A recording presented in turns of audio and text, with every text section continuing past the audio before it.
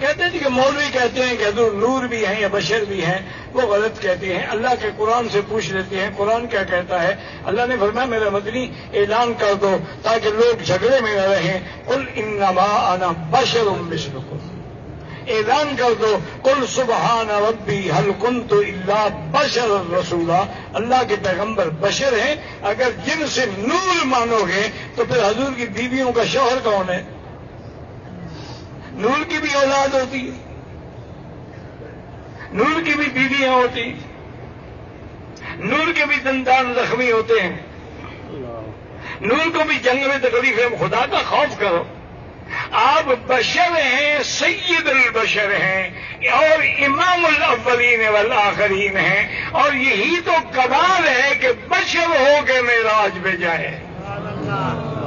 اسی لیے اقبال نے کہا تھا سبق ملا ہے مجھے یہ معراج مصطفیٰ سے مجھے کہ عالم بشریت کی زد میں ہے کر دوں کہ نور بھی پیچھے بھاگ رہا تھا اور بشر اوپر جا رہا۔ کہہ دو صلی اللہ علیہ وسلم۔ 1400 سال گزر گئے ہیں، ابھی تک ان کو یہ پتہ نہیں لگا کہ حضور نور ہے یا بشر ہے۔ انا للہ و انا الیہ۔ تو آج تک کلمہ کس نبی کا پڑھتے رہے ہو؟ من علینا ربنا اذ بعث محمدا ایدہ بایدہ ایدنا باحمدا ارسلہ مبشرا ارسلہ ممجدا صلو علیہ دائما صلو علیہ سرمدا۔ نمود شان ربانی ظہور نور یزدانی، نمود شان ربانی ظہور نور یزدانی، خدا کا دوسرا کوئی نہ کوئی آپ کا ثانی، خدا کا دوسرا کوئی نہ کوئی آپ کا ثانی، اور کہاں کا دشت ایمن کیا طور کیا برق تجلی کیا، کہاں کا دشت ایمن طور کیا برق تجلی کیا، وہ سب کچھ تھی جمال مصطفیٰ کی پرتو افشانی، وہ سب کچھ تھی جمال مصطفیٰ کی پرتو افشانی۔ چشم اعمیٰ میں خورشید دیجور ہے، چشم اعمیٰ میں خورشید دیجور ہے، آنکھ والے سے اے بے بصر پوچھ لے میرے سرکار نور علی نور ہے، آنکھ والے سے اے بے بصر پوچھ لے میرے سرکار نور علی نور ہے، میرے سرکار نور علی نور ہے۔ اللہ کی سرتاب قدم شان ہے یہ، اللہ کی سرتاب قدم شان ہے یہ، انسا نہیں انسان وہ انسان ہے یہ، اور قرآن تو ایمان بتاتا ہے انہیں اور ایمان یہ کہتا ہے میری جان ہے یہ، قرآن تو ایمان بتاتا ہے انہیں اور ایمان یہ کہتا ہے میری جان ہے یہ، کیونکہ بڑے لطیف ہے نازک سے گھر میں رہتے ہیں،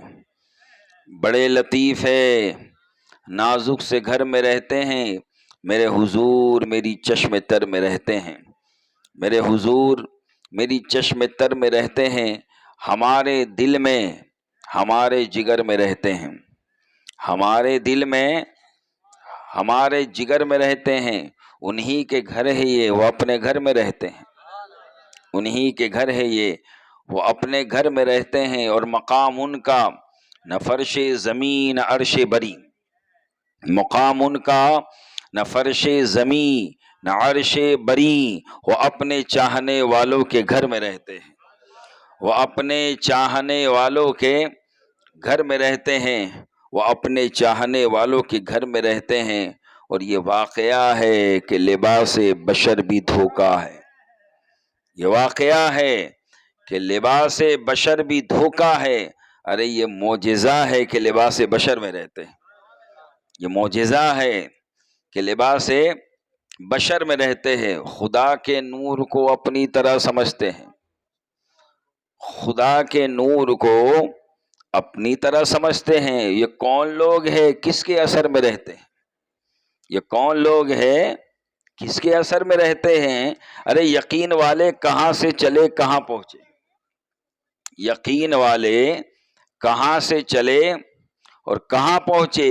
اور جو اہل شک ہے اگر میں مگر میں رہتے ہیں، جو اہل شک ہے اگر میں مگر میں رہتے ہیں، یقین والے کہاں سے چلے کہاں پہنچے. جو اہل شک ہے اگر میں مگر میں رہتے ہیں، وہ اور ہی تھا جو قوسین پہ نظر آیا، وہ اور ہی تھا جو قوسین پہ نظر آیا. ملک تو اپنی حد بالوں پر میں رہتے ہیں، ملک تو اپنی حد بالوں پر میں رہتے ہیں اور رہے وہ اپنوں سے غافل. ارے معاذ اللہ، رہے وہ اپنوں سے غافل. ارے معاذ اللہ، خوشا نصیب ہم ان کی نظر میں رہتے ہیں، خوشا نصیب ہم ان کی نظر میں رہتے ہیں، رہے وہ اپنوں سے غافل. ارے معاذ اللہ، خوشا نصیب ہم ان کی نظر میں رہتے ہیں، خوشا نصیب ہم ان کی نظر میں رہتے ہیں. اور ملائکہ بھی عقیدت سے دیکھتے ہیں انہیں، ملائکہ بھی عقیدت سے دیکھتے ہیں انہیں جو خوش نصیب نبی کے نگر میں رہتے ہیں، جو خوش نصیب نبی کے نگر میں رہتے ہیں، جو خوش نصیب نبی کے نگر میں رہتے ہیں. اگر خاموش رہوں میں تو ہی سب کچھ ہے، جو کچھ کہا تو تیرا حسن ہو گیا محدود. محبت میں جھوم کر درود پاک کا نذرانہ پیش فرما لیں. اللہم صلی علی سیدنا مولانا محمد وعلی آل سیدنا مولانا محمد مبارک وسلم. صلاۃ و سلام علیک یا رسول اللہ صلی اللہ تعالی علیہ وآلہ وسلم.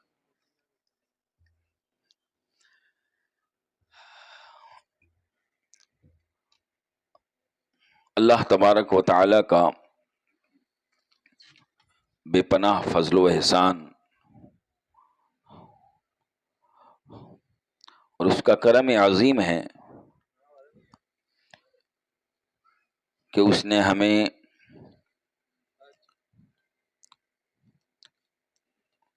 زندگی میں ماہ ربیع الاول، ماہ نور، ماہ محبت، ماہ مسرت کی یہ مبارک ساعتیں اللہ نے ہمیں نصیب فرمائی، اور ہمیں ان ساعتوں میں یہ توفیق بخشی کہ ہم سب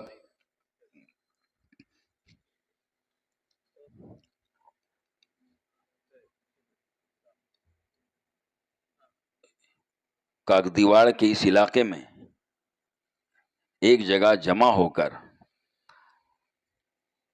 ہم کسی اور کا ذکر سننے اور سنانے نہیں آئے، صرف اپنے نبی کا ذکر سننے اور سنانے آئے.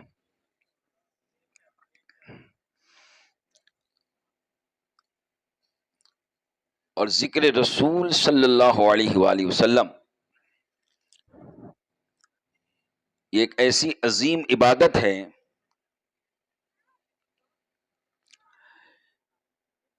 کہ یہ عبادت یقیناً اللہ تبارک و تعالیٰ کی بارگاہ میں مقبول ہے، اور اس ذکر کی برکت سے دیگر اعمال بھی اللہ اپنی بارگاہ میں قبول فرماتا ہے.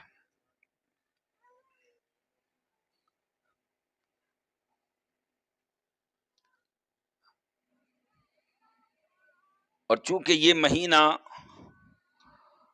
بالخصوص رسول پاک صلی اللہ علیہ وسلم کی میلاد پاک کا، آپ کی میلاد شریف کا مہینہ ہے، آپ کی آمد کا مہینہ ہے، آپ کی ولادت کا مہینہ ہے، آپ کی تشریف آوری کا مہینہ ہے. تو مسلمان یوں تو پورے سال اپنے نبی کا ذکر کرتا ہی رہتا ہے، لیکن جب یہ ماہ میلاد آتا ہے، ماہ محبت آتا ہے، ماہ مسرت آتا ہے، تو پھر اہل محبت بڑھ چڑھ کے اپنے نبی کا ذکر سنتے اور سناتے ہیں اور اس کا ڈنکا بجاتے ہیں.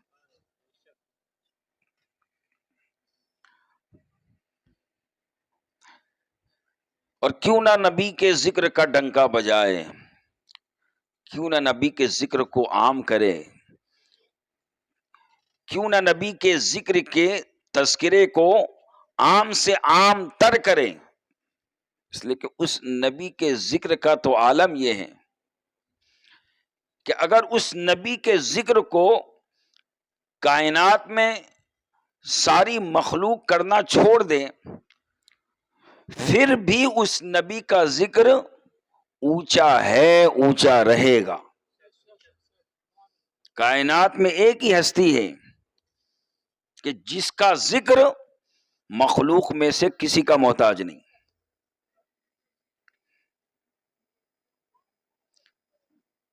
کیونکہ مخلوق جب ذکر کرتی ہے تو مخلوق کی ایک حد ہوتی ہے. جب تک اس کی زندگی ہے، جب تک اس کی حد ہے، وہاں تک ذکر کر سکتی ہے، اور ایک دن مخلوق کو فنا ہونا ہے. تو مخلوق جو ہے اپنی استطاعت کے حساب سے ذکر کرتی ہے، لیکن ذکر رسول صلی اللہ علیہ وسلم کی یہ شان ہے کہ وہ مخلوق کے محتاج نہیں ہیں. کیوں؟ اس لیے کہ اس نبی کا ذکر اتنا عظیم الشان ہے کہ خود خالق کائنات اس نبی کا ذکر کرتا ہے. اور جس نبی کے ذکر کو بلندی اور رفعتیں اور شان خود اللہ عطا فرمائے، اب اس نبی کا ذکر کسی مخلوق کا کیسے محتاج ہوگا؟ اسی لیے حضرت حسان بن ثابت رضی اللہ تعالیٰ عنہ حضور کی بارگاہ میں جب مدح سرائی کرتے ہیں اور حضور کی تعریف و توصیف بیان کرتے ہیں تو کہتے ہیں کہ میرے تعریف کرنے سے آپ کے مقام و مرتبے میں نہ کمی ہوئی نہ زیادتی ہوئی. آپ کا مرتبہ تو ایسے ہی بلند ہے، لیکن ہاں بات یہ ہے کہ جب میں اپنی زبان سے آپ کی تعریف کرتا ہوں تو اس برکت سے مجھے بلندی ملتی ہے.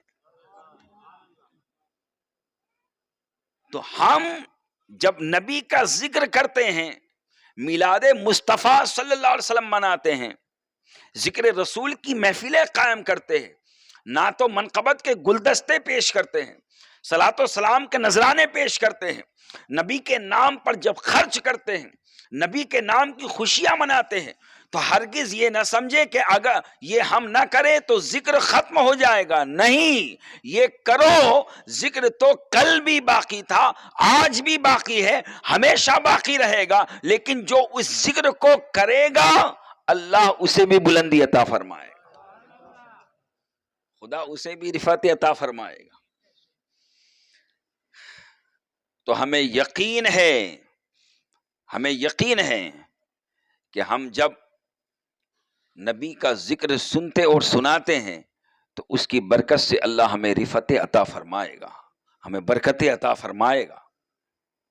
اس یقین کے ساتھ ذکر رسول کی محفل میں بیٹھنا چاہیے اور بڑے ادب اور قرینے سے، اس لیے کہ یہ قاعدہ ہے کہ چیز کتنی بھی چھوٹی ہو لیکن اگر اسے بڑی چیز سے نسبت ہو جائے تو پھر وہ چھوٹی چیز چھوٹی نہیں رہتی، وہ بھی بڑی ہو جاتی ہے. تو ہماری یہ مجلس ہماری حیثیت سے بہت چھوٹی ہے، اس لیے کہ ہماری تو کوئی حیثیت ہی نہیں، بہت چھوٹی ہے، لیکن اس کے مقام و مرتبے کا عالم یہ ہے کہ چونکہ اس محفل کو ہم نے نسبت دی ہے احمد مختار صلی اللہ علیہ وآلہ وسلم سے، تو اب یہ محفل اس نسبت سے چھوٹی نہیں رہی، بڑی ہو گئی. اب یہ بڑی محفل ہو گئی، عظیم الشان محفل ہو گئی، عظیم الشان جلسہ ہو گیا اس نبی کی نسبت سے. اور اس نبی کی شان اللہ تبارک و تعالیٰ نے اپنے کلام مقدس میں، اپنے پاکیزہ کلام میں الگ الگ طریقے سے اس نبی کی شان کو بیان فرمایا. چونکہ میلاد کا ذکر ہے، اور میلاد کہتے ہیں پیدائش کو، ولادت کو، یعنی میلاد النبی صلی اللہ تعالی علیہ وآلہ وسلم، یعنی نبی کی پیدائش، نبی کی ولادت. اور جب کسی کی ولادت ہوتی ہے تو وہ کہیں رہتا ہے، وہاں سے آتا ہے. یعنی جس کی ولادت ہوتی ہے تو اس کی تشریف آوری ہوتی ہے، اس کا آنا ہوتا ہے، اس کی آمد ہوتی ہے. یعنی جب کسی کے آنے کا ذکر کرو تو گویا کہ یہ میلاد کا ذکر ہے. خدا نے قرآن میں اس شان سے نبی کی میلاد کا ذکر فرمایا کہ کہا قد جاءکم، کہ تمہارے پاس آ گئے. جاءکم، اے لوگو تم سب کے پاس آ گئے. جاءکم، ان کی تشریف آوری ہو گئی. تم سب کے پاس آئے. کم کی جو ضمیر ہے اس کے مخاطب سارے عالم انسانیت، دنیا کے سب لوگ، اور بالخصوص اس وقت جو یہود و نصارہ تھے جنہوں نے اعتراض کیا تھا، اور بالعموم سارے انسان، کہ تم سب کے پاس یہ آ گئے. اب قرآن قد جاءکم کے ذریعہ کل بھی نبی کا میلاد پڑھ رہا تھا، آج بھی پڑھ رہا ہے، ہمیشہ پڑھتا رہے گا. اب اگر مخلوق میں سے کوئی میلاد کرے نہ کرے، خدا تو اپنے کلام کا موضوع ہی بنا رہا ہے. قد جاءکم، تم سب کے پاس آ گئے، تم سب کے پاس آ گئے. اب ایک سوال پیدا ہوا کہ جب یہ آئے ہیں تو ہم نے جب یہ کہا کہ آپ سب یہاں آ گئے، آپ سب یہاں آ گئے، تو اب سوال فوراً ہوگا کہ پہلے کہیں تھے وہاں سے آئے. ایسا تو نہیں کہ اگر میں کہوں آپ سب یہاں آئے تو آج ہی پیدائش ہوئی، نہیں، بلکہ پہلے کہیں تھے وہاں سے آئے. تو قد جاءکم، تم سب کے پاس یہ آ گئے. اب کہاں تھے؟ تو پھر رب فرما رہا یہاں آئے. ایک سوال ہوا کہ کہاں سے آئے؟ تو رب نے کہا قد جاءکم من اللہ، من اللہ، یہ اللہ کی طرف سے آئے ہیں، یہ کسی اور طرف سے نہیں آئے، اللہ کی طرف سے آئے، اللہ کے پاس سے آئے، اللہ کے قرب سے آئے، اللہ کے وصل سے آئے، خدا کے پاس سے آئے، اللہ کے پاس سے آئے. من اللہ، کہاں سے آئے؟ اللہ کے پاس سے، اللہ کے پاس سے. قد جاءکم من اللہ، یہ تم سب کے پاس آئے ہیں. کہاں سے؟ اللہ کے پاس سے. یعنی اللہ ہے بھیجنے والا، اور جس کی طرف بھیجا گیا ہے کم، وہ ساری کائنات ہے، وہ ساری کائنات ہے. اللہ ہے بھیجنے والا، اور ساری کائنات وہ ہے جن کی طرف بھیجا گیا ہے، جن کی طرف بھیجا گیا ہے. اللہ ہے بھیجنے والا، اور نبی ہوئے وہ جن کو بھیجا گیا، اور کائنات ہوئی جس کی طرف بھیجا گیا، جس کی طرف بھیجا گیا. اب جس کی طرف بھیجا گیا وہ نہ بھیجنے والے کی طرح ہو سکتا ہے، نہ جس کو بھیجا گیا اس کی طرح ہو سکتا ہے. اور جس کو بھیجا گیا وہ بھی نہ جس کی طرف بھیجا گیا اس کی طرح ہو سکتا ہے، نہ بھیجنے والے کی طرح ہو سکتا ہے. اور بھیجنے والے کی شان تو بڑی نرالی ہے، وہ تو من اللہ، تو اللہ کی طرف سے اللہ نے بھیجا. اللہ نے اس نبی کو اس دنیا میں بھیجا، اللہ کی طرف سے وہ نبی اس دنیا میں آئے. قد جاءکم من اللہ، بے شک تم سب کے پاس اللہ کی طرف سے یہ آئے ہیں. اب سوال پیدا ہوا کہ اللہ کی طرف سے آئے ہیں تو اللہ نے کیا بنا کے بھیجا؟ اللہ کی طرف سے آئے ہیں تو یہ تو ان کا جواب ہو گیا جنہوں نے کہا کہاں سے آئے، کہ اللہ کی طرف سے آئے، کسی اور طرف سے نہیں آئے. اب کیا بنا کے اللہ نے بھیجا؟ تو فرمایا نور. کیا فرمایا؟ نور. من اللہ نور، اللہ کی طرف سے آئے ہیں اور اللہ نے انہیں شان نورانیت عطا فرمائی، نور بنا کے بھیجا. کیا بنا کے بھیجا؟ نور بنا کے بھیجا. اب اگر کسی کی سمجھ میں نہ آئے کہ یہ کیسے ہو سکتا ہے کہ نبی نور ہو، اگر نور ہے تو پھر کھاتے پیتے کیوں ہے؟ نور ہے تو پھر شادی بیاہ کیوں کرتے ہیں؟ نور ہے تو چلتے پھرتے کیوں ہیں؟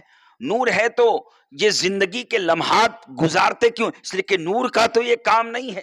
نور تو نہ کھاتا ہے، نہ پیتا ہے، نہ سوتا ہے، نہ نور تجارت کرتا ہے، تو نور کا تو یہ کام نہیں ہے. تو پھر یہ نبی جو نور ہے تو یہ تو کھاتے پیتے ہیں، یہ تو چلتے پھرتے ہیں. ان کی تو میلاد ہوئی ہے، ان کی تو مکے میں میلاد ہوئی ہے، یہ تو مکے میں رہے ہیں اور مدینے میں رہے ہیں. 53 سال مکے میں رہے، 10 سال مدینہ منورہ میں رہے، 63 سال تک زندگی اس زمین پر گزاری ہے.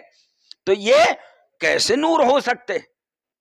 اعتراض کرنے والوں نے اعتراض کیا، لیکن اس کا جواب یہ ہے کہ یاد رکھے من اللہ نور، یہاں ایک شان نبی کی بیان ہو رہی ہے. اس مقام پہ نبی کی ایک شان بیان ہو رہی ہے کہ یہ اللہ کی طرف سے نور بن کے آئے ہیں. اور اسی نبی کی شان دوسرے مقام پہ رب نے فرمایا لقد جاءکم رسول، یہ تمہارے پاس رسول بن کے آئے. کہیں فرمایا لقد من اللہ علی المؤمنین، اللہ نے مومنوں پر بڑا احسان کیا. اس بعث فیہم رسولا، کہ انہی میں کا ایک رسول بھیجا. اور کہیں اس نبی کی زبانی کہلوایا گیا کفار و مشرکین کے سامنے، قل، اے محبوب آپ کہو، انما انا بشر مثلکم، میں تمہاری طرح ایک بشر ہوں، میں تمہاری طرح ایک بشر ہوں. یعنی نبی کی شان بشریت بھی ہے اور نبی کی شان نورانیت بھی ہے. قرآن میں دونوں شانوں کا ذکر ہے، شان نورانیت کا بھی ذکر ہے، شان بشریت کا بھی ذکر ہے. اگر نبی صرف نور ہوتے تو آپ کی پیدائش نہ ہوتی، 63 سال آپ زندگی نہ گزارتے. اور اگر نبی صرف بشر ہوتے،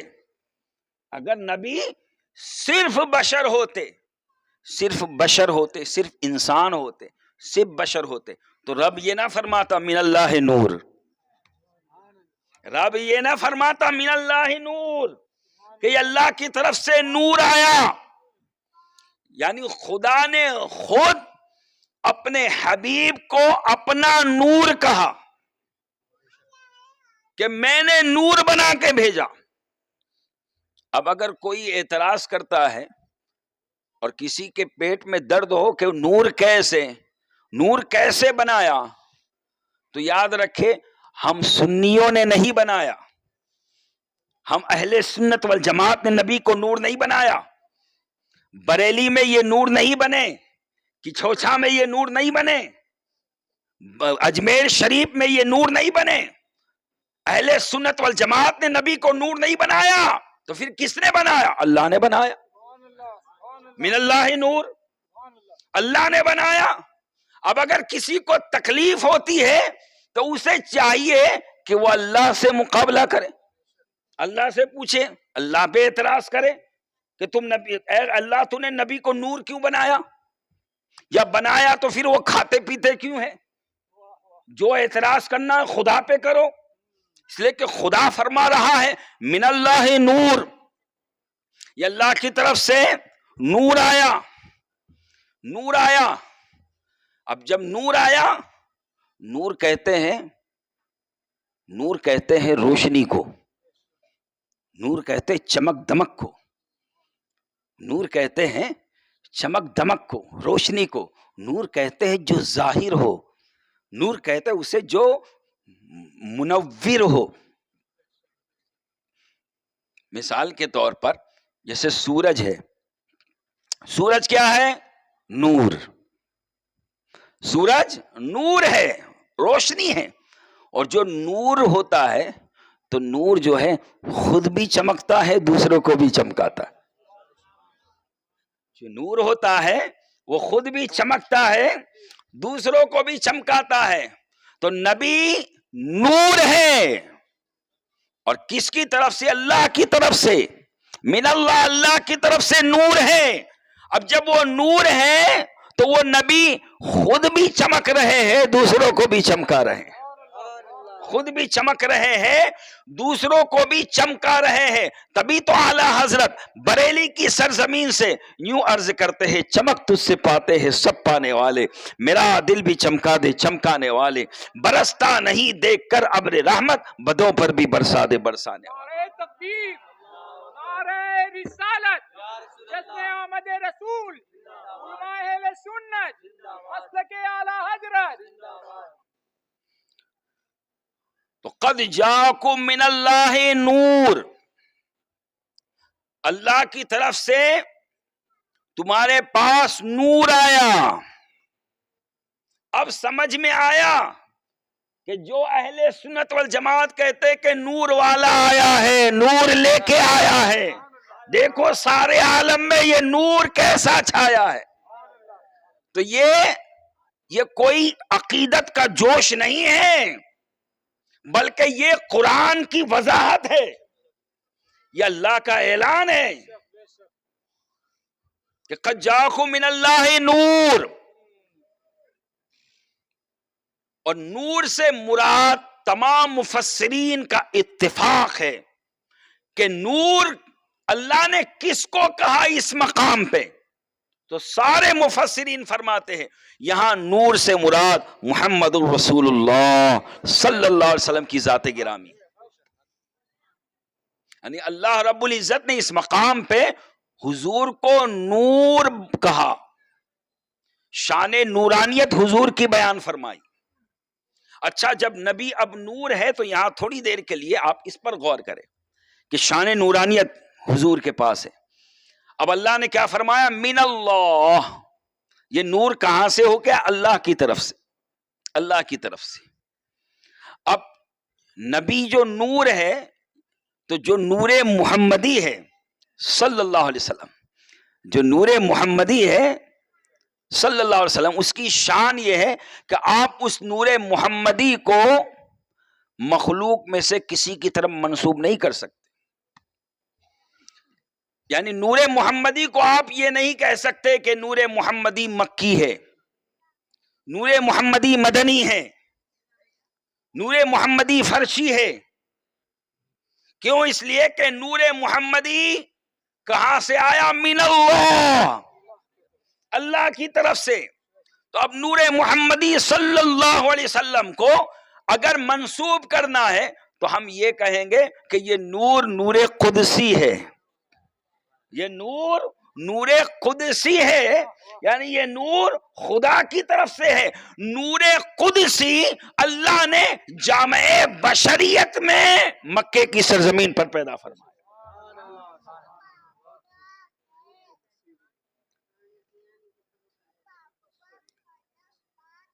اب ہو سکتا ہے کوئی اعتراض کرے کہ دیکھو یہ کیا کہہ دیا، مکی نہیں مدنی نہیں، تو میں نور محمدی کی بات کر رہا ہوں، ورنہ حضور مکی بھی ہے، مدنی بھی ہے، عربی بھی ہے، فرشی بھی ہے، عرشی بھی ہے، قرشی بھی ہے، ہاشمی بھی ہے، امی بھی ہے، مطلبی بھی ہے۔ یہ ساری شان ہے، لیکن یہ نور محمدی کی شان نہیں ہے، یہ بشریت محمدی کی شان، یہ بشریت محمدی کی شان ہے۔ مکے کی سرزمین پر 12 ربیع النور کو صبح صادق کے وقت حضرت عبداللہ اور حضرت آمینہ کے یہاں جو ولادت ہو رہی ہے، میلاد ہو رہی ہے، پیدائش ہو رہی ہے، تو نور محمدی کی پیدائش نہیں ہو رہی ہے، بشریت محمدی کی پیدائش ہو رہی ہے۔ بشریت محمدی صلی اللہ علیہ وسلم کی پیدائش ہو رہی ہے، اور بشریت محمدی صلی اللہ علیہ وسلم کی شان یہ ہے کہ وہ بشریت حضور کا لباس ہے، حضور کا لباس ہے۔ ہمارے پاس بھی بشریت ہے، حضور کے پاس بھی بشریت ہے، ہم بھی انسان ہیں، حضور بھی انسان۔ کچھ لوگ کہتے ہیں نا نبی اور ہم میں کوئی زیادہ فرق نہیں ہے،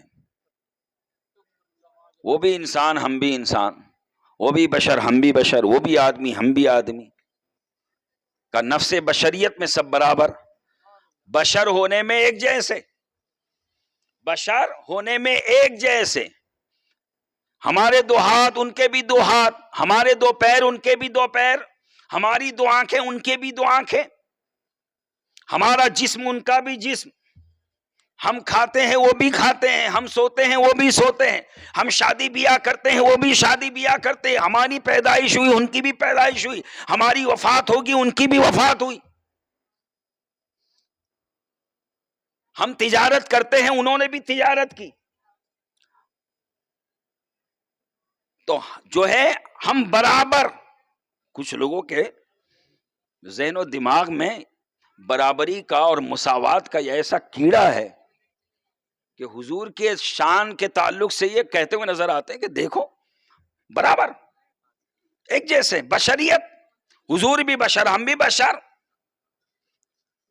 اگر نفس بشریت میں ایک جیسا ہونے سے ایک دوسرے کو برابر کہا جا سکتا ہے تو ان سے کہو کہ نبی کی برابری بعد میں کرنا، پہلے یہ بتاؤ، اگر تم یہ سمجھتے ہو کہ جس کے پاس بشریت ہے، 2 ہاتھ ہے، 2 آنکھیں ہیں، جسم ہے، کھاتا پیتا ہے، ولادت ہوئی، زندگی گزارتا ہے، وہ تمہاری طرح ہے، یہ تمہارا قاعدہ ہے ہمارا قاعدہ نہیں، تو اب اس قاعدے کو لے کر سامنے آؤ اور بتاؤ یہ قاعدہ اگر تم نے گڑھا ہے کہ ایک جیسا ہونے میں ہم نبی کی طرح ہے، تو بتاؤ یہی مثلیت تمہارے امیر کے پاس، تمہارے مولوی کے پاس ہے، اور یہی مثلیت ابو جہل کے پاس ہے کہ نہیں، ابو لہب کے پاس ہے کہ نہیں،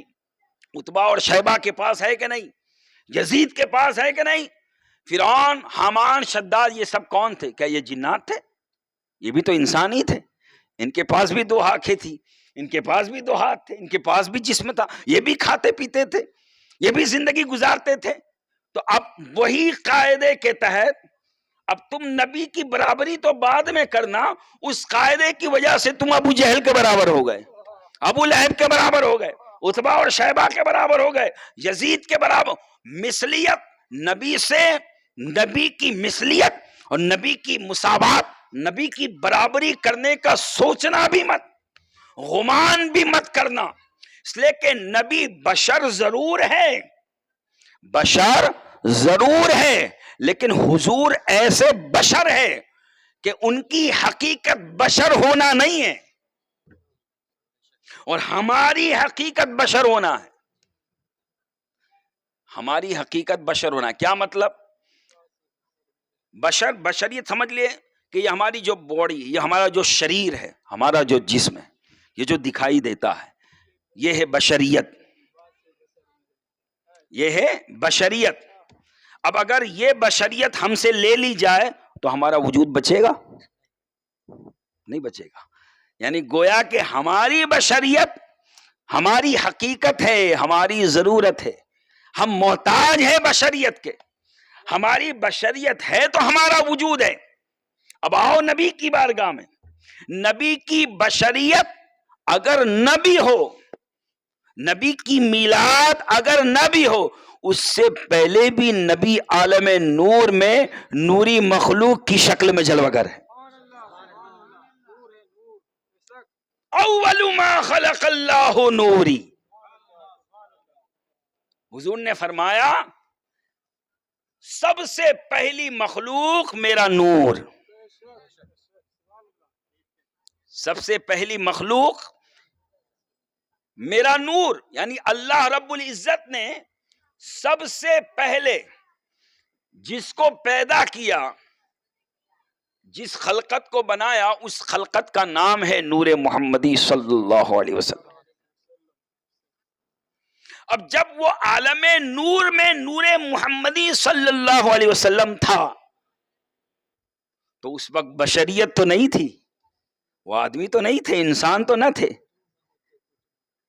بشریت نہیں ہے لیکن وجود ہے. بشریت نہیں ہے لیکن وجود ہے. کیوں؟ اس لیے کہ نبی اپنے وجود میں بشریت کے محتاج نہیں ہیں. ہم اپنے وجود میں بشریت کے محتاج ہیں. ہمارا یہ جسم ہم سے لے لیا جائے، ہمارا وجود ختم. نبی کا بشری جسم اگر لے لیا جائے پھر بھی نبی کا وجود ہے، پھر بھی نبی باقی ہے، پھر بھی نبی ہے، عالم نور میں ہے، نورانی دنیا میں ہے. اور جب حضرت جابر رضی اللہ تعالیٰ عنہ حضور کی بارگاہ میں جب آپ نے پوچھا کہ یا رسول اللہ صلی اللہ تعالی علیہ وسلم، اللہ تبارک و تعالیٰ نے سب سے پہلے کس چیز کو پیدا کیا؟ سب سے پہلے. اب آپ غور فرمائیں کہ ہمارے آقا سب سے پہلے ہے نبیوں میں یا سب سے آخر میں ہے؟ اس زمین پر سب سے آخر میں. خاتم النبیین سب سے لاسٹ میں آئے، سب سے آخر میں. اور فرما دیا لا نبی بعدی، اب میرے بعد کوئی نبی نہیں. نبوت کا دروازہ بند. خاتم النبیین.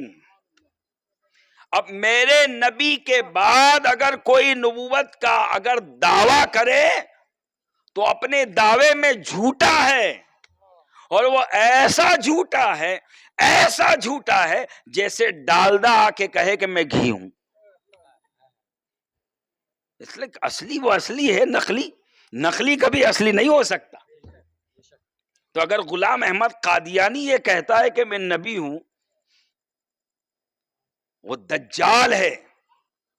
اس لیے کہ نبوت کا دروازہ بند. اب آخری نبی ہمارے آقا صلی اللہ علیہ وسلم، اور حضرت جابر صحابی رسول اس آخری آنے والے سے پوچھ رہے ہیں کہ اللہ نے سب سے پہلے کس چیز کو پیدا کیا.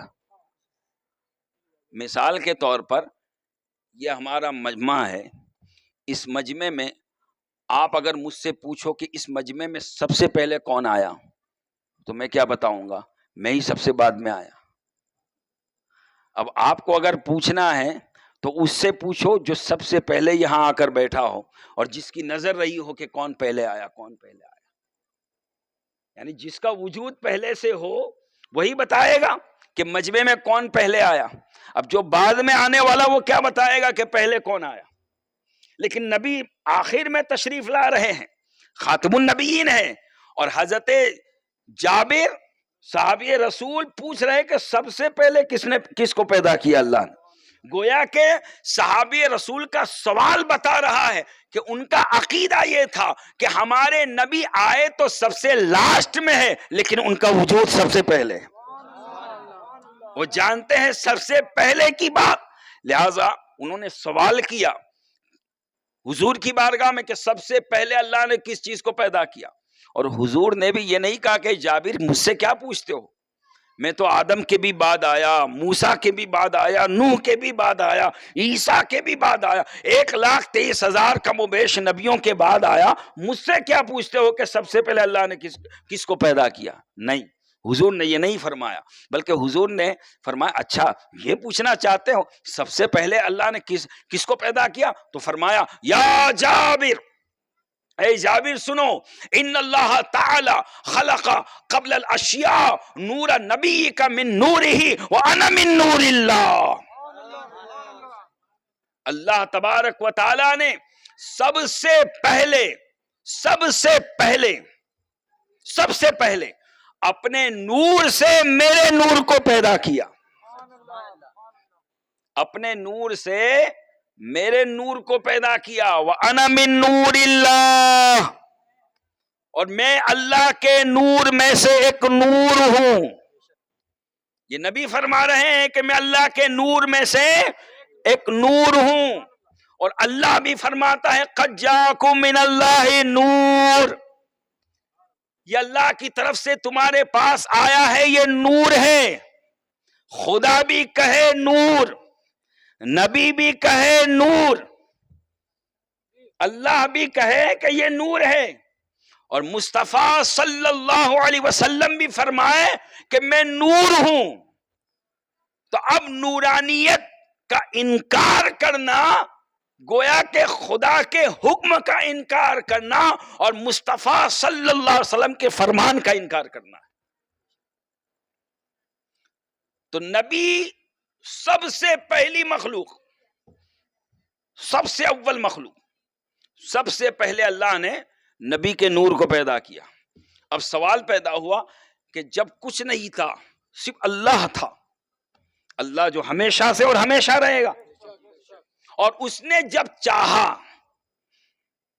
اس کی جب چاہت ہوئی، اس کی جب محبت ہوئی، اس نے جب کرم فرمانا چاہا، اس نے جب مخلوق بنانا چاہا، اس نے جب چاہا کہ خلق کی تخلیق ہو، خلق بناؤں، خلق کو پیدا کروں. انما امرہ اذا اراد شیئا ان یقول لہ کن.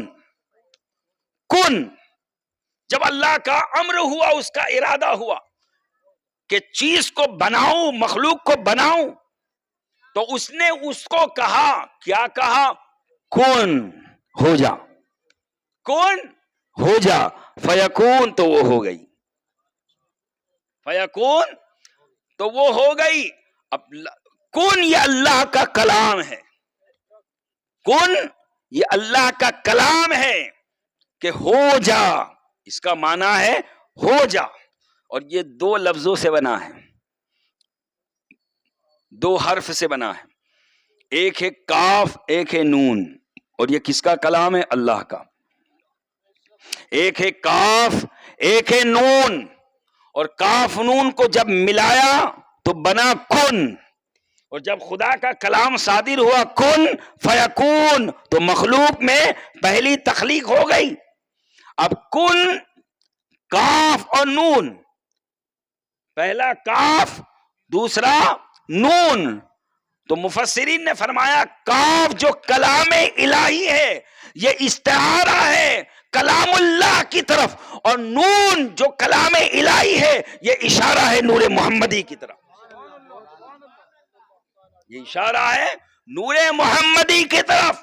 یعنی اللہ نے جب چاہا تو اب اس کا کلام ظاہر ہوا، اس کا کلام ظاہر ہوا، اور وہ کلام نور محمدی کے اندر ظاہر ہوا. حضرت ام المؤمنین حضرت عائشہ صدیقہ رضی اللہ تعالیٰ عنہا سے پوچھا گیا کہ حضور کے اخلاق کیا ہے، حضور کی اخلاق کیا ہے، حضور کی عادتیں کیسی ہیں، حضور کے اوصاف کیا ہے. تو حضرت ام المؤمنین حضرت عائشہ صدیقہ رضی اللہ تعالیٰ عنہا نے ارشاد فرمایا کان خلقہ القرآن، حضور کے اخلاق قرآن ہے. اور قرآن کیا ہے؟ اللہ کا کلام ہے. گویا کہ کلام الہی حضور کے اندر ہے، کلام الہی حضور کے اندر ہے. گویا کہ اگر اللہ کے کلام خاموش کا مشاہدہ کرنا ہو تو کتاب اٹھاؤ، اور اگر چلتے پھرتے قرآن کو دیکھنا ہو تو مدینے میں محمد کو دیکھ لو صلی اللہ تعالی علیہ وسلم. چونکہ وہ نور محمدی صلی اللہ علیہ وسلم سب سے پہلی مخلوق، اور جب اللہ نے سب سے پہلے پیدا کیا تو اب سوال ذہن میں پیدا ہوا کہ اس نور کو اللہ نے رکھا کہاں؟ اس نور کو اللہ نے رکھا کہاں؟ اگر آپ کہو آسمانوں میں تو آسمان کی تو پیدائش ہی نہیں ہوئی تھی. اگر آپ کہو مکہ میں، مکہ بھی نہیں تھا. اگر آپ کہو مدینہ میں، مدینہ بھی نہیں تھا. اگر آپ کہو جنت میں، جنت کا بھی وجود نہ تھا. اگر آپ کہو عرش پہ، عرش بھی نہ تھا. کرسی پہ کرسی بھی نہ تھی. لوح قلم کچھ نہیں، صرف اللہ، ذات الہی من اللہ، صرف اللہ. اور اس اللہ نے پہلی مخلوق اپنے فیض سے، پہلی مخلوق نور محمدی کو پیدا کیا. وہ نور محمدی کو رکھا کہاں؟ تو نور محمدی کو کہاں رکھا؟ تو اب جس نے پیدا کیا اس نے اپنے پاس میں رکھا. اللہ کے پاس میں رہا وہ نور محمدی صلی اللہ علیہ وسلم. کب تک رہا؟ کب تک رہا؟ اللہ جانے، نبی جانے کتنا رہا. صرف ایک روایت علامہ عبدالحق محدث دہلوی نے بیان فرمائی کہ جس سے کچھ اندازہ ہو سکتا ہے. علامہ عبدالحق محدث دہلوی لکھتے ہیں اپنی کتاب میں کہ جب اللہ رب العزت نے نور محمدی کو پیدا فرمانا چاہا، ظاہر کرنا چاہا، تو اس نے کہا محمد رسول اللہ صلی اللہ علیہ وسلم. اللہ نے کیا فرمایا؟ کن محمد رسول اللہ، محمد ہو جا صلی اللہ علیہ وسلم. حضور کا نور ظاہر ہو گیا، حضور کا نور ظاہر ہو گیا. اب وہ نور کو اللہ دیکھتا رہا اور وہ نور خدا کو دیکھتا رہا. وہ نور اللہ کو دیکھتا رہا، اللہ نور کو دیکھتا رہا. تو مجھے دیکھ، میں تجھے دیکھوں. اب یہ سلسلہ کب تک چلتا رہا اللہ ہی جانے. لیکن حضرت علامہ عبدالحق محدث دہلوی فرماتے ہیں کہ جب وہ نور محمدی صلی اللہ علیہ وسلم خدا کے جلوے کو سامنے دیکھا، خدا کے جلوے میں گم ہو گیا، خدا کے جلوے میں گم ہو گیا. اور گم ہو کر اس نے کہا لا الہ الا اللہ، لا الہ الا اللہ، اللہ کے سوا کوئی عبادت کے لائق نہیں. تو معلوم یہ ہوا کہ کلمے میں ہم جو پڑھتے ہیں لا الہ الا اللہ محمد رسول اللہ، تو محمد رسول اللہ پڑھنا یہ اللہ کی سنت ہے، اور لا الہ الا اللہ پڑھنا نبی کی سنت ہے. لا الہ الا اللہ نبی کی سنت، نبی کی سنت. اب بتاؤ نبی کی سنت افضل ہے کہ اللہ کی سنت؟ خدا کی سنت، اس لیے کہ خدا خالق ہے. جب وہ خالق ہے، وہ سب سے برتر و بالا ہے، تو اس کی سنت وہ بھی سب سے افضل ہے. تو اب خدا کی سنت کیا ہے؟ خدا کی سنت ہے محمد رسول اللہ. خدا کی سنت ہے محمد رسول اللہ، اور نبی کی سنت ہے لا الہ الا اللہ، لا الہ الا اللہ. کیا سمجھے کہ جو جماعت صرف لا الہ الا اللہ کو موضوع بناتی ہے، جو جماعت صرف خدا کی توحید کی بات کرتی ہے، جو جماعت صرف خدا خدا خدا کی عبادت، خدا کی رضا، خدا کا دین، اللہ اللہ کرتی ہے، سمجھ لے وہ نبی کے طریقے کو، نبی کی سنت کو اپنا رہی ہے. اور جو اپنے ہر موضوع میں، ہر تقریر میں، ہر وقت، ہر جگہ محمد محمد کی بات کرے، محمد رسول اللہ کی بات کرے، تو سمجھ لے کہ یہ اللہ کی سنت ادا کر رہے، یہ خدا کی سنت ادا کر رہے. الحمدللہ ہم اہل سنت والجماعت ہے. ہمارا ہر اسٹیج خدا کی سنت ادا کرتا ہے. خدا کی جشن عید میلاد النبی، سرکار کی آمد، مکی کی آمد، مدنی کی آمد، علماء اہل سنت، نعرہ رسالت. اور جب ہم خدا کی سنت ادا کرتے ہیں تو اس سے بڑھ کے توحید اور کیا ہو؟ اس سے بڑھ کے توحید. تو توحید کے ٹھیکیداروں، توحید تمہارے پاس نہیں ہے، توحید در حقیقت محمد والوں کے پاس، میلاد مصطفیٰ منانے والوں کے پاس ہے. اس لیے کہ جو نبی کو رسول مانے، جو نبی کو اللہ کا نور مانے، جو نبی کو اللہ کا رسول مانے، جو نبی کو اللہ کا نبی مانے، جو نبی کو تمام کمالات اللہ کی طرف سے ملنے والا مانے، یاد رکھے وہ کبھی بھی توحید سے اپنا منہ نہیں موڑ سکتا۔ جس دل میں محمد ہے صلی اللہ علیہ وسلم، اسی دل میں اللہ ہے، اسی دل میں اللہ ہے۔ مسلمانوں کی پہچان توحید نہیں ہے، مسلمانوں کی پہچان رسالت ہے، مسلمانوں کی امتیازی شان محمد رسول اللہ ہے۔ ورنہ یاد رکھے توحید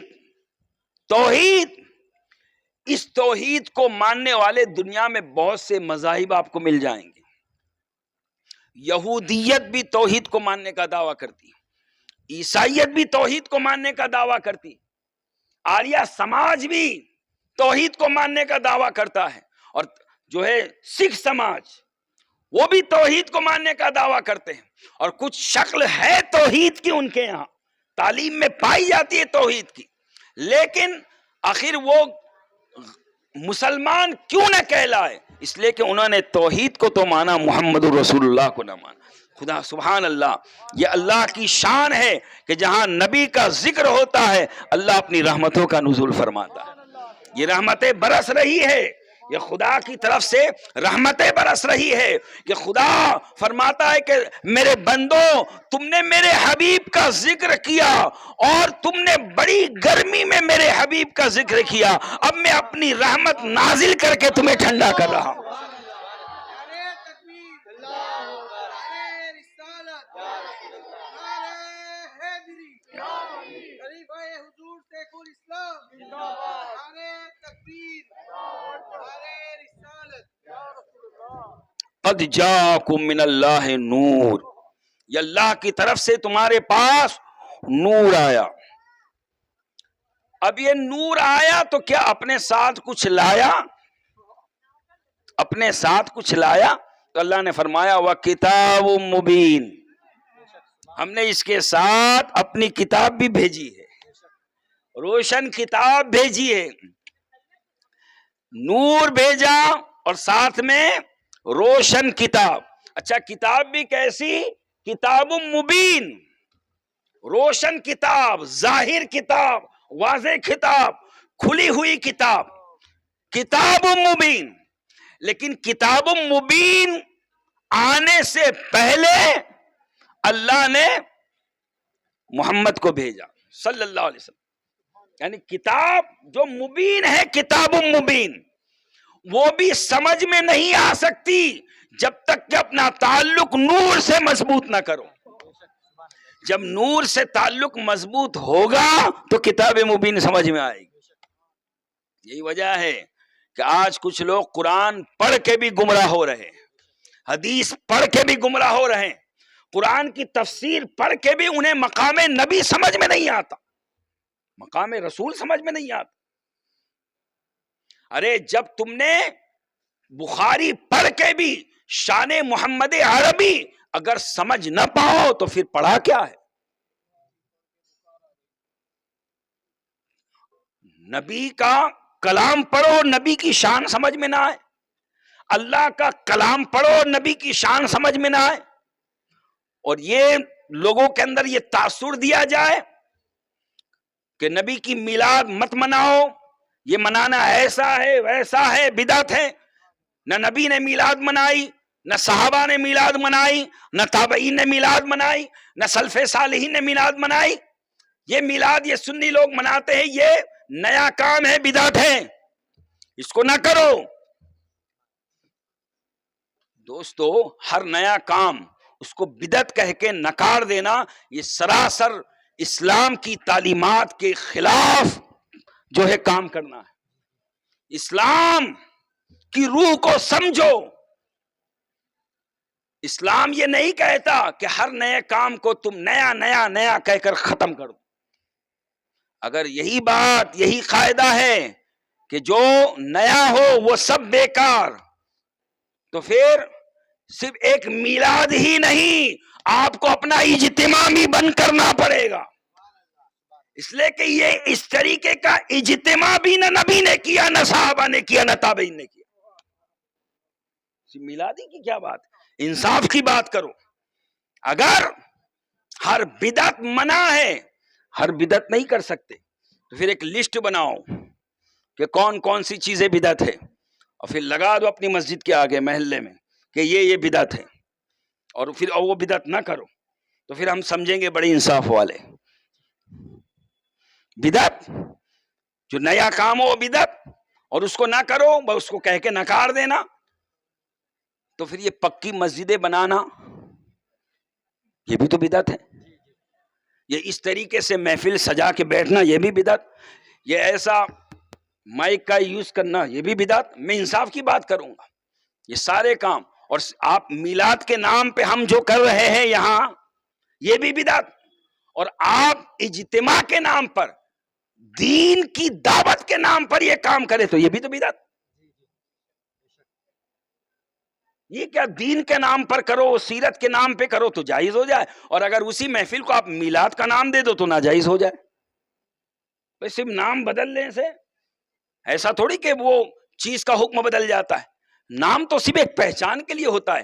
در حقیقت اسلام یہ دیکھتا ہے کہ آپ نام کوئی بھی رکھو لیکن اس میں کام کیا ہو رہا ہے۔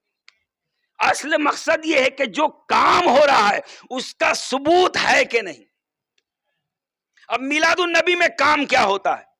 میلاد النبی میں سب سے بڑی بات ذکر رسول ہوتا ہے صلی اللہ علیہ وسلم۔ ذکر رسول ہوتا ہے، کبھی نظم میں، کبھی نثر میں، کبھی تقریر میں، کبھی تحریر میں، کبھی نعت و منقبت میں، کبھی صلاۃ و سلام میں، کبھی نعرے کے ذریعہ۔ یہی تو ہوتا ہے ذکر رسول۔ حضور کی یاد ہوتی ہے، حضور کا ذکر ہوتا ہے، کبھی جشن کی شکل میں، کبھی جلوس کی شکل میں، کبھی جھنڈی کی شکل میں۔ یہ سب ہوتا کہ مقصد کیا ہے؟ ذکر رسول، حضور کی یاد۔ تو بتاؤ ذکر رسول بنفس نفیس قرآن و حدیث سے ثابت ہے کہ نہیں؟ جب اس کی اصل ثابت ہے تو آپ اس کو بدعت نہیں کہہ سکتے۔ ٹھیک ہے بدعت کہو، لیکن بدعت وہ جو بری بدعت وہ نہیں کہہ سکتے۔ لغتاً بدعت ہے یہ کہو تو ٹھیک کوئی بات نہیں، لیکن شرعاً اس بدعت کو کرنا حرام یہ کہنا، تو پھر یہ تو آپ کو صرف میلادی نہیں اجتماع بھی بند کرنا پڑے گا، دارالعلوم بھی بند کرنا پڑے گا، بخاری شریف، مسلم شریف، ترمذی شریف، یہ سارے قرآن شریف میں زیر و زبر جو لگے ہیں، زیر و زبر، وہ بھی نبی نے کے زمانے میں نہیں لگے، حضرت ابوبکر صدیق کے زمانے میں نہیں، عمر فاروق اعظم کے زمانے میں نہیں، عثمان غنی کے زمانے میں نہیں، مولائے کائنات کے زمانے میں نہیں، امام حسن کے زمانے میں نہیں، حضرت امیر معاویہ کے زمانے میں نہیں، تو پھر لگے کب؟ حجاج بن یوسف کے دور میں لگے، زبر زیر۔ تو اب پھر اگر ہر بدعت سے بچنا ہے تو تمہیں ایسا قرآن تلاش کرنا پڑے گا جس میں زبر زیر نہ ہو۔ اب اگر وہ جو نبی کے زمانے میں تھا، اب اگر تم نے ایسا قرآن لیا جس میں زبر زیر نہ ہو تو تمہارا پڑھنا ہی زبر زیر ہو جائے گا، پڑھو گے کیا، تمہیں سمجھ میں کیا آئے گا؟ تو معلوم یہ ہوا کہ زبر زیر لگانا بدعت ضرور ہے، لیکن یہ اچھی بدعت ہے، یہ اچھی بدعت ہے۔ مدرسے بنانا بدعت ضرور ہے، اچھی بدعت ہے۔ مسجدیں پکی کرنا بدعت ضرور ہے، اچھی بدعت ہے۔ دارالعلوم بنانا بدعت ضرور ہے، اچھی بدعت ہے۔ دین کی تبلیغ کرنا بدعت ضرور ہے، اچھی بدعت ہے۔ ایسے ہی میلاد النبی کا اہتمام کرنا بدعت ضرور ہے، لیکن اچھی بدعت ہے، اچھی بدعت ہے۔ اور اس کے برکات اتنے ہیں، میلاد النبی کے برکات اور ثمرات اتنے ہیں کہ جو خلوص کے ساتھ میلاد النبی مناتا ہے، یقین جانے اللہ میلاد کی برکتیں اسے عطا فرماتا ہے۔ وہ تو بڑا مشہور واقعہ ہے ابو لہب کا، کہ وہ لونڈی آئی تھی صوبیہ اور خبر دی تھی کہ حضور پیدا ہوئے، تمہارے بھائی کے یہاں لڑکا ہوا، تو ابو لہب نے انگلی کے اشارے سے آزاد کر دیا۔ اب جب وہ مرا تو جہنم میں پہنچا، اس لیے کہ وہ جہنمی، دیکھا اس کو خواب میں، پوچھا کہ بھائی کیا حال ہے جہنم میں؟ کہا میں نے نبی سے دشمنی لے کر بہت برا کام کیا، جہنم میں آیا، بڑی سزا ملتی ہے، لیکن ہاں ایک کام اچھا ہو گیا۔ کہا کیا؟ کہا جب پیر کا دن آتا ہے سوموار کا دن آتا ہے، منڈے کا دن آتا ہے، تو اس دن میری انگلی سے ایک مشروب مجھے دیا جاتا ہے، اور وہ مشروب جب میں پیتا ہوں تو مجھے کچھ تسلی ہو جاتی. کہا وہ کیوں؟ کہا اس وجہ سے کہ جب میرے بھائی کے یہاں محمد کی پیدائش ہوئی صلی اللہ علیہ وسلم، تو لونڈی نے آ کر، صوبیہ نے آ کر مجھے خبر دی، تو میں نے میلاد کی خوشی میں اسے آزاد کر دیا اس انگلی کے اشارے سے. خدا کو وعدہ اتنی پسند آئی کہ جہنم میں جانے کے بعد بھی برکات اسے مل رہی ہے. تو ہم تو الحمدللہ اس نبی کے غلام ہیں، اس نبی کا کلمہ پڑھنے والے ہیں، اس نبی کے چاہنے والے ہیں، اس نبی کے نام لیوا ہیں، اس نبی کے دیوانے ہیں، اس نبی کی محبت کا دم بھرنے والے ہیں. ہمارا ایمان تو یہ ہے کہ نبی ہے دل میں تو ایمان ہے، اگر نبی نہیں تو ایمان نہیں.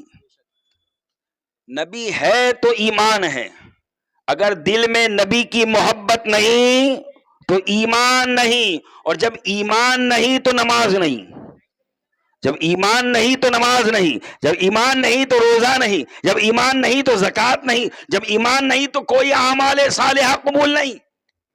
اعمال صالحہ کی قبولیت کا مدار آپ کا عقیدہ اچھا ہونا ہے، آپ کا عقیدہ درست ہونا ہے.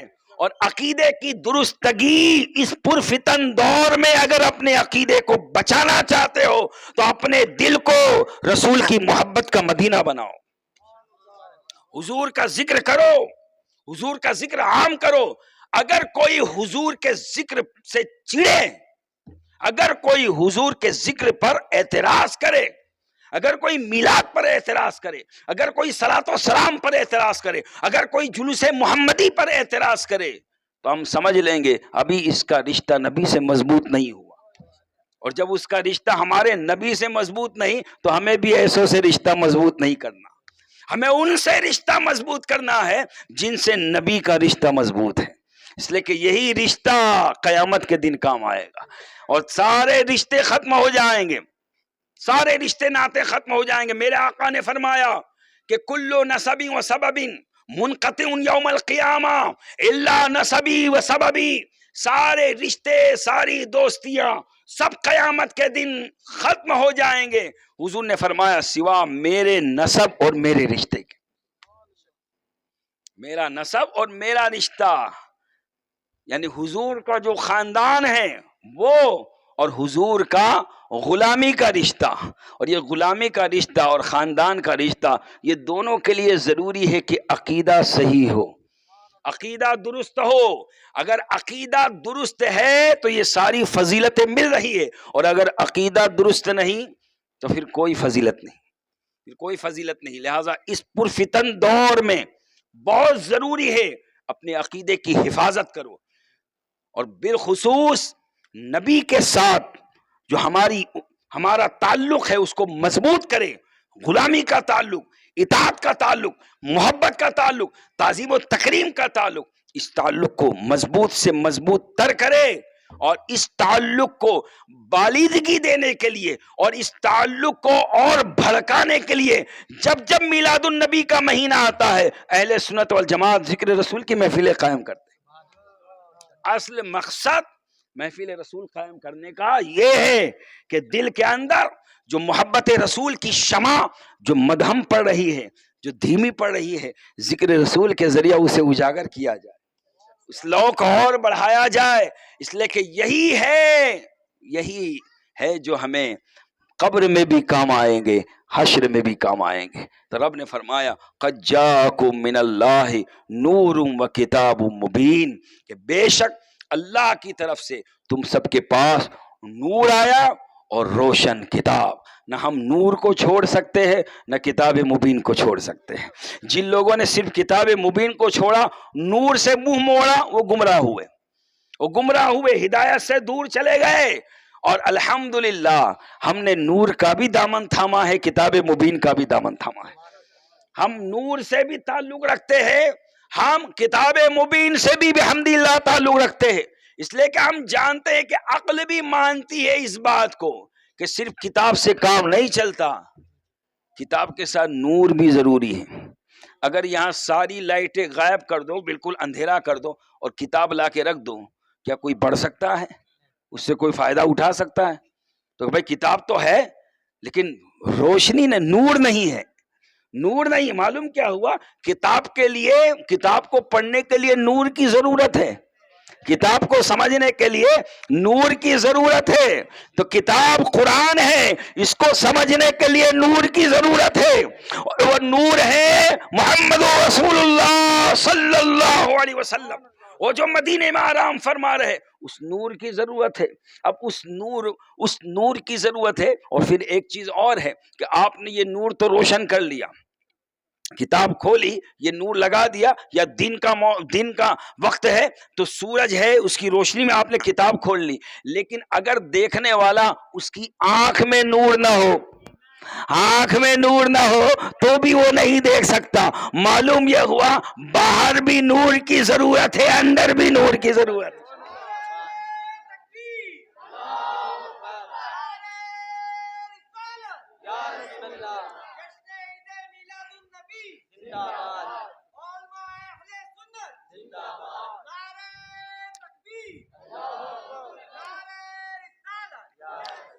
چشم آما میں خورشید دیجور ہے، چشم آما میں خورشید دیجور ہے۔ چشم آما کہتے اندھے کو، اندھے کی آنکھ میں سامنے سورج بھی ہو تو اسے دیجور، رات ہی ہے، اس کے لیے دن نہیں ہے۔ چشم آما میں خورشید دیجور ہے۔ اور آنکھ والے سے اے بے بصر پوچھ لے، میرے سرکار نور علی نور ہے، میرے سرکار نور علی نور ہے، میرے سرکار نور علی نور ہے۔ تو حضور صلی اللہ علیہ وسلم نور ہے کتاب مبین کے ساتھ، اور کتاب مبین کے لیے نور کی ضرورت، اور اندر بھی نور کی ضرورت، اندر بھی نور کی ضرورت، یعنی اپنے اس دل کے اندر اس نور کو لاؤ۔ اگر اس دل کو مدینہ بنانا ہے تو کہا ایسا کرو کہ اس دل سے تمام کافرانہ، مشرکانہ، ظالمانہ جتنے بت ہے وہ سب نکال کے پھینک دو اور محبت رسول کا چراغ جلاؤ، اور اس دل کو مدینہ بناؤ، ایسا مدینہ بناؤ، ایسا مدینہ بناؤ کہ مدینے سے ہم جسمانی طور پر تو دور ہے لیکن جہاں بیٹھے وہیں دل میں مدینہ نظر آئے، دل میں مدینہ نظر آئے۔ محفل کہیں بھی سجے، محفل کہیں بھی سجے، لیکن دل مدینے میں حاضر رہے، دل مدینے میں حاضر رہے۔ اور جب دل مدینے میں حاضر ہے تو پھر ہوگا کیا؟ ہمارا دل حاضر ہے، حضور ناظر ہے، حضور ناظر ہے، حضور ہم حاضر ہے، حضور ناظر ہے، حضور ناظر ہے۔ ناظر یعنی دیکھ رہے ہیں، حضور دیکھ رہے ہیں، یعنی ہمارا عقیدہ یہ ہے کہ ہماری یہ محفل حضور کی بارگاہ میں حاضر ہے، اور حضور اس محفل کے ناظر ہے، حضور اس محفل کے ناظر ہے۔ یہی تو حاضر و ناظر والا مسئلہ حل ہو گیا کہ ہم حاضر ہے، حضور ناظر ہے، حضور دیکھ رہے ہیں، حضور دیکھ۔ اب کچھ لوگوں کو یہ بات سمجھ میں نہیں آتی، اتنی دور مدینہ، اتنی دور مدینہ، اور یہاں ہم بروڈا میں، ہم گجرات میں بروڈا کی سرزمین پر اتنا لمبا فاصلہ، وہاں سے کیسے دیکھ سکتے ہیں؟ وہاں سے کیسے دیکھ سکتے ہیں؟ تو دوستو اصل بات یہ ہے کہ یہ نبی کی شان ہی کو نہیں سمجھنے کی کوشش کرتے، کہ اگر سمجھنے کی کوشش کرتے تو کم سے کم حدیث تو تم نے پڑھی ہے، مدرسے میں جا کے تم نے کیا کیا ہے؟ حدیث تو پڑھی ہے کہ نبی نے فرمایا کہ جب حضرت جبریل سدرا سے چلنے کا ارادہ کرتے ہیں، میں زمین پر بیٹھ کر جبریل کے آنے کو سونگھ لیتا ہوں، جبریل علیہ السلام کے آنے کو سونگھ لیتا ہوں، خوشبو سے، ناک کی خوشبو سے سونگھ لیتا ہوں۔ ارے سونگھنے کی طاقت سب سے کمزور طاقت ہے انسان کے پاس، سونگھنے کی طاقت۔ اگر پاس میں گلاب کا پھول رکھا ہے ہم اتنی دور سے سونگھ نہیں سکتے، اگر اس کی خوشبو لینی ہے تو ہمیں اس کو قریب لانا پڑے گا، ناک کے جتنا قریب لاؤ گے اتنی تمہیں خوشبو ملے گی، یعنی یہ طاقت اتنی کمزور. لیکن آپ دور بیٹھے ہیں, میں یہاں سے بول رہا ہوں, آپ کے کان سن رہے ہیں, آپ اور دور ہے, آنکھیں دیکھ رہی ہے. یعنی دیکھنے کی طاقت, سننے کی طاقت انسان کی یہ زیادہ ہے, اور سونگھنے کی طاقت بڑی کمزور ہے. کہ اگر کوئی چیز کو سونگھنا ہے تو قریب لانا پڑے گا, تب اس کی سگندھ اور خوشبو محسوس ہوگی. اور میرے آقا کیا فرماتے ہیں کہ جبریل سدرا سے چلتے ہیں اور میں مدینے میں بیٹھ کر سونگھ لیتا ہوں. ارے جب سونگھنے کی طاقت کا یہ عالم ہے تو دیکھنے اور سننے کی طاقت کا عالم کیا ہوگا. اور سدرا جانتے ہو کہاں ہے؟ سدرا اس زمین پر نہیں ہے, سدرا ساتوں آسمان کے اوپر, ساتوں آسمان کے اوپر سدرا, اور ایک آسمان کا فاصلہ دوسرے آسمان تک 500 برس کا, پھر اس کی چوڑائی 500 برس کی, یعنی ہزاروں سال کا فاصلہ سدرۃ المنتہا. اور حضور فرماتے وہاں سے جبریل چلتے ہیں, میں سونگھ لیتا ہوں. ارے نادان, جب ہزاروں سال کی مسافت سے نبی سونگھ لیتے ہیں تو ہماری تو اتنی زیادہ مسافت بھی نہیں ہے. اور پھر وہ تو آسمانوں کے اوپر ہے, یہ تو زمین کے ہی کے اوپر ہے.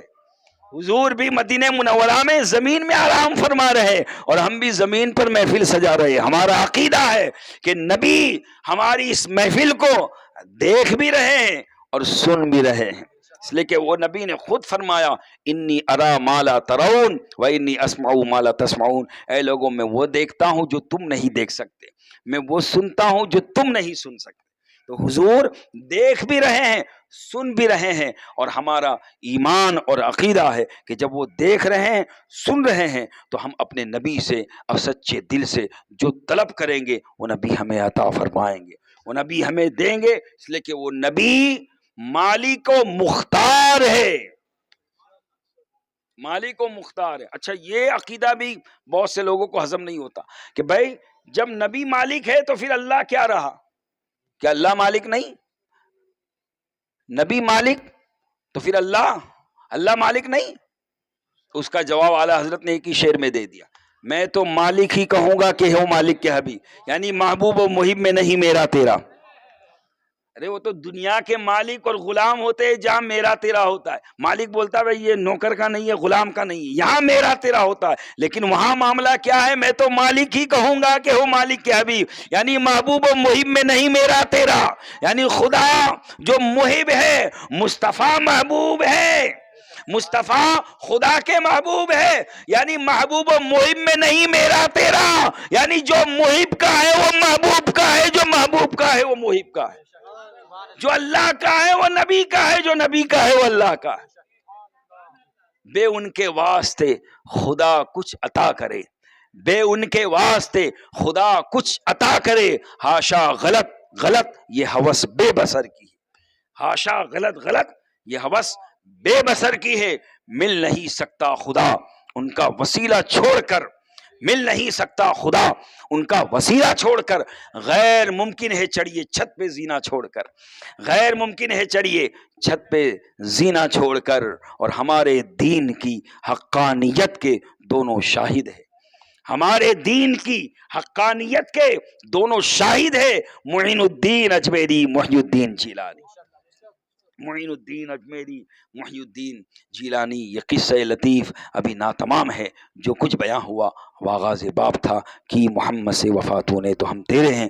یہ جہاں چیز ہے کیا لوح و قلم تیرے ہیں, محمد کی غلامی ہے سند آزاد ہونے کی, خدا کے دامن توحید میں آباد ہونے کی. وآخر دعوانا ان الحمدللہ رب العالمین. السلام علیکم ورحمۃ اللہ وبرکاتہ. کھڑے ہو جائے ادب و احترام سے حضور کی بارگاہ میں صلاۃ